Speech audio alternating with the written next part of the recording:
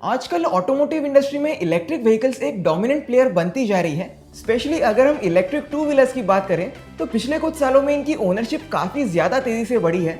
और क्यों आपको आज के समय में एक इलेक्ट्रिक व्हीकल लेनी चाहिए, इसी पर आज के इस वीडियो में बात करेंगे। तो फ्रेंड्स, मैं हूं पार्थ पटेल, आप देख रहे हैं ई व्हीकल इन्फो। तो चलिए शुरू करते हैं।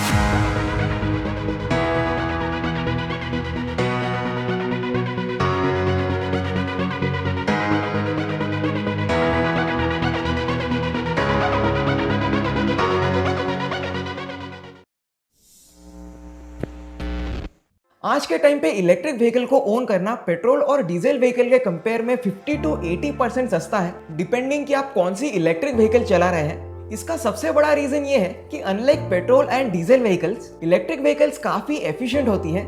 दूसरा रीजन ये है कि compare to per unit energy density of petrol versus battery, 1 litre के पेट्रोल में 9.6 किलोवाट आवर्स की इक्विवेलेंट एनर्जी स्टोर्ड रहती है। और उस 1 लीटर पेट्रोल के लिए अगर हम इंडिया की most popular petrol scooter Activa की बात करें तो ये 50 to 60 किलोमीटर के ऊपर नहीं जा सकती है। वहीं एक electric two wheeler 3 kilowatt hours की एनर्जी से 90 to 120 किलोमीटर की रेंज अचीव कर सकती है। और इसी वजह से इनका प्राइस पर किलोमीटर भी काफी कम होता है। तीसरा रीजन जिसके कारण आपको एक इलेक्ट्रिक व्हीकल लेनी चाहिए वो है इसकी मेंटेनेंस कॉस्ट, क्योंकि ईवीज में मूविंग पार्ट्स बहुत ही कम होते हैं। इसी वजह से इसके टूटने फूटने या खराब होने के चांसेस काफी कम रहते हैं।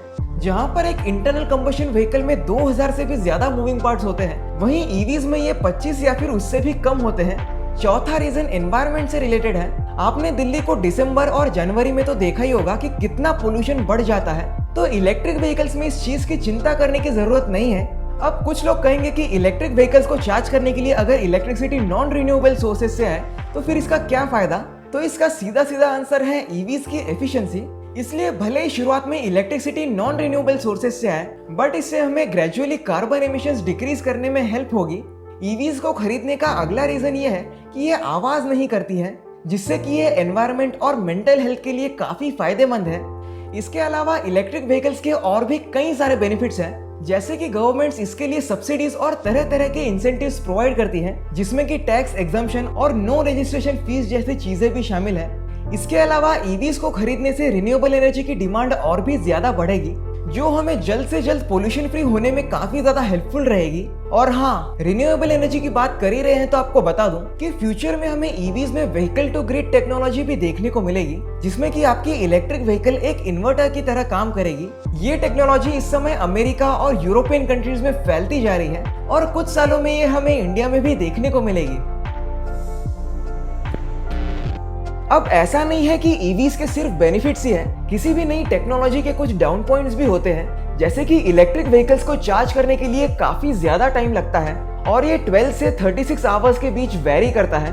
फास्ट चार्जिंग में एक टिपिकल इलेक्ट्रिक कार 1 से 1.5 घंटे में चार्ज हो सकती है, पर इसकी कॉस्ट भी होम चार्जिंग के कंपेयर में काफी ज्यादा होती है।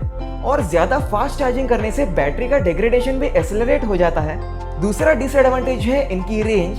आज के टाइम पे हमें ईवीज में इतनी ज्यादा रेंज देखने को नहीं मिलती है कि हम एक टाइम पे 600 से 700 किलोमीटर तक जा सके, और ये ईवीज का one of the biggest limiting factor है। तीसरा डिसएडवांटेज है रेंज एंजाइटी। ईवीज में रेंज कम होने की वजह से नए ईवी बायर्स के मन में एक डर बना रहता है कि एक लॉन्ग जर्नी के वक्त क्या व्हीकल अपनी पूरी रेंज दे पाएगी, क्योंकि बैटरी मैनेजमेंट सिस्टम या बीएमएस ये बिल्कुल भी परफेक्ट नहीं है और बीच बीच में ये धोखा भी दे सकता है अगर बैटरी बराबर से कैलिब्रेटेड नहीं की गई है तो। इसलिए कई सारी कंपनीज कहती है कि बैटरी को हफ्ते में एक बार तो फुल चार्ज करना ही चाहिए। चौथा डिसएडवांटेज है बैटरी की लिमिटेड चार्ज साइकिल्स। एक टिपिकल लिथियम आयन बैटरी जो कि यूजुअली एनएमसी मतलब कि निकल मैंगनीज कोबाल्ट केमिस्ट्री की होती है, उसमें आपको 1500 से ज्यादा चार्ज साइकिल्स देखने को नहीं मिलते हैं। और अगर बैटरी के टेम्परेचर को बराबर मेंटेन नहीं किया गया तो ये और भी तेजी से कम हो सकती है। इसके अलावा ईवीज का एक और डिसएडवांटेज है जो कि हमें आने वाले टाइम पे देखने को मिलेगा, वो है बैटरी वेस्ट। पूरी दुनिया में आज जितनी भी इलेक्ट्रिक व्हीकल्स बिकती हैं, उसमें आप एक बार सोच के देखिए कि कितने सारे सेल्स होंगे और उनकी लाइफ खत्म होने के बाद कितना सारा वेस्ट जनरेट होगा। तो इसके लिए बैटरी रिसाइकलिंग ही एक वायबल ऑप्शन है, क्योंकि हमारी पृथ्वी में इतने रिसोर्सेस ही नहीं है कि हम उन्हें कंटिन्यूअसली एक्सट्रैक्ट कर पाए। एक ना एक दिन तो ये खत्म हो ही जाएंगे।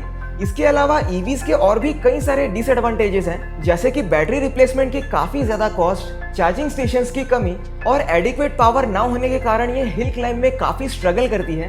इसके अलावा आपको ईवीज के क्या एडवांटेजेस और डिसएडवांटेजेस लगते हैं कमेंट्स में जरूर बताना। तो फ्रेंड्स, उम्मीद करता हूँ कि आपको वीडियो पसंद आया होगा। अगर आपको ईवीज को लेकर कुछ भी सवाल हुआ तो आप बेझिझक कमेंट सेक्शन में पूछ सकते हैं। तो फ्रेंड्स, मैं हूँ पार्थ पटेल। जय हिंद, वंदे मातरम।